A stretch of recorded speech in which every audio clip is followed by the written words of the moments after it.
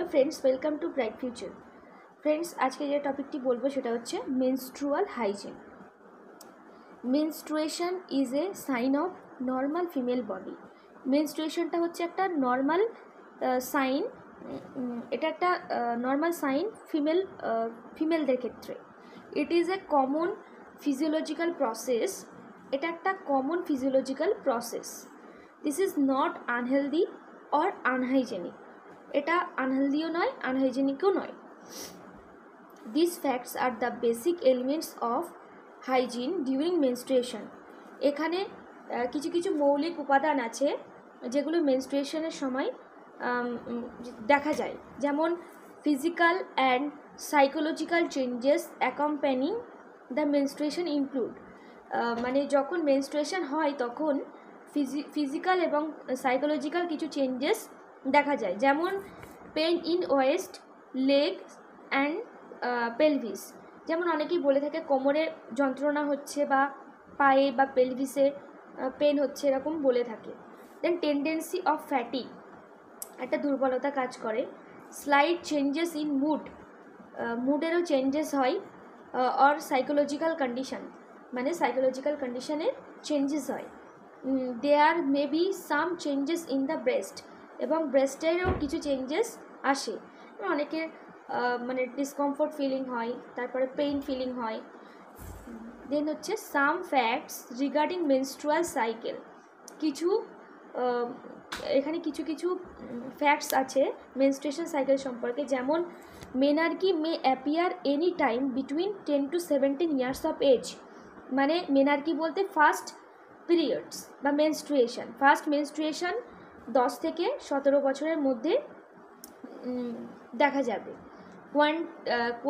Quantity of menstrual discharge is approximately 30 to 180 ml, এবং quantity থাকবে 30 to 180 ml। Menstrual cycle can be of 26 to 34 days। মানে menstruation সাইকেলটা মোটামুটি 26 থেকে 34 দিনের মধ্যে আবার হবে।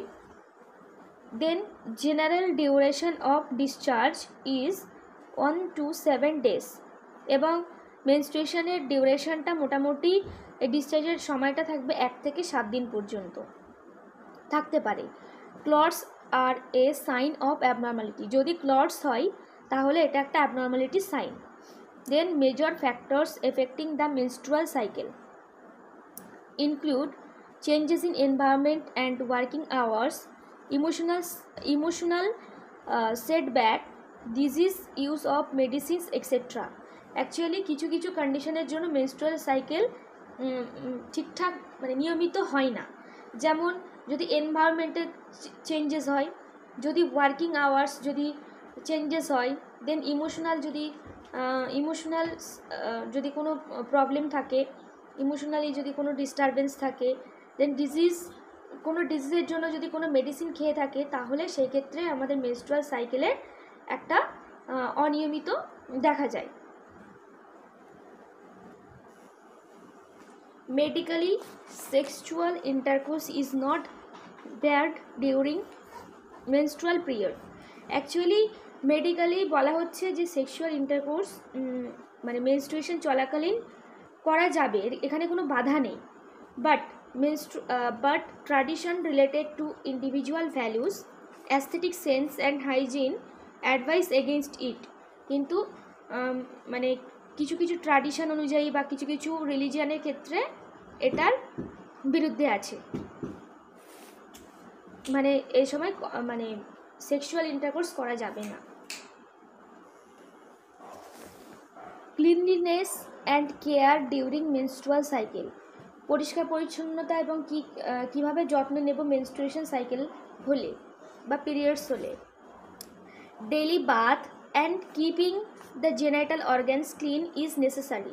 মানে প্রত্যেক দিন নিয়মিত স্নান করতে হবে এবং জেনাইটাল অর্গ্যানস ক্লিন রাখা খুবই দরকার, জরুরি।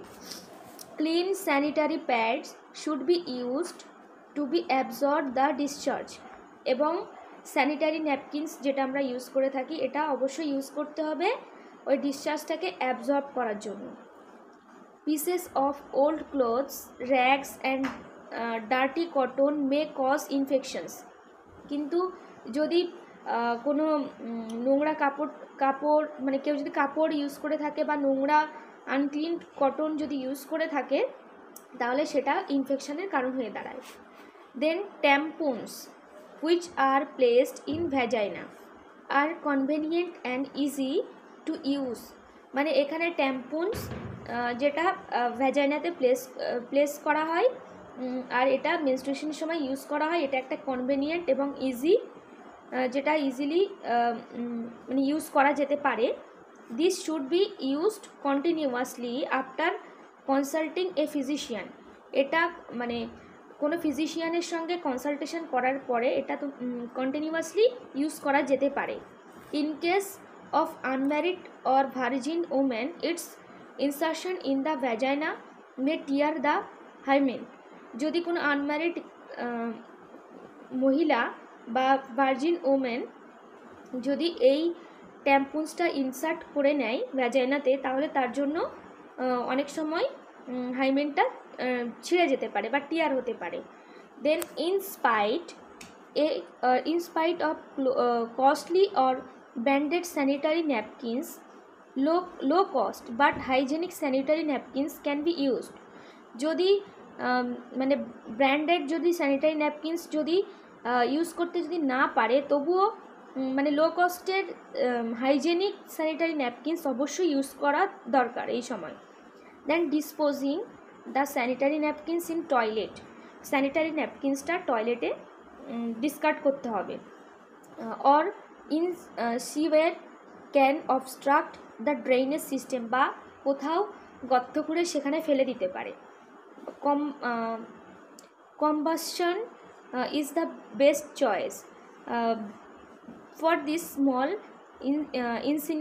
ইনসিনারেটর মে বি ইউজফুল। বা ওই যেটা বললাম যেটা গর্ত করে ওখানে ডিসকার্ড করতে পারি। Then correct posture, balanced diet and rest with light exercise make this period easy and comfortable. Correct posture maintain করতে হবে, ব্যালেন্সড ডায়েট খেতে হবে এবং রেস্ট নিতে হবে, সাথে লাইট এক্সারসাইজও করতে হবে, তাহলে এই পিরিয়ডসটা কমফোর্টেবলি আমরা পার করতে পারবো। Then physician should be consulted in case of more or less discharge or irregular periods. ফিজিশিয়ানের সঙ্গে অবশ্যই মানে কনসাল্ট করতে হবে যদি এমন হয় যে ডিসচার্জ অনেক বেশি হচ্ছে অথবা কম হচ্ছে অথবা ইরেগুলার হচ্ছে, তাহলে অবশ্যই ডক্টরের সঙ্গে কনসাল্ট করে নেওয়া উচিত। Then middle aged women should be educated about process of menopause. এবং যাদের প্রাপ্তবয়স্ক মহিলাদের মানে যাদের একটু মিডিয়াম বয়স তাদের ক্ষেত্রে আমরা মেনোপজ সম্পর্কে, মেনোপজ বলতে পিরিয়ডস বন্ধ হয়ে যাওয়া, সেটাকে মেনোপজ বলছে, তো তাদেরকে এই সম্পর্কে মানে হেলথ এডুকেশন প্রোভাইড করতে হবে। Then change sanitary napkin every 4 to 6 hours. অবশ্যই 4 থেকে 6 ঘন্টা পর পর স্যানিটারি ন্যাপকিনটি এভরিডে চেঞ্জ করতে হবে। Wash your under garments properly. এবং আন্ডার গার্মেন্টস আমরা যেগুলো পরে থাকি সেগুলো অবশ্যই ভালো করে ওয়াশ করতে হবে। Do not hesitate in discussing it. অবশ্যই কোনো রকম হেজিটেট ফিল করবে না যখন এই বিষয়ে আলোচনা করবে কারোর সাথে। Keep your self clean. এবং নিজেকে অবশ্যই পরিষ্কার পরিচ্ছন্ন রাখতে হবে।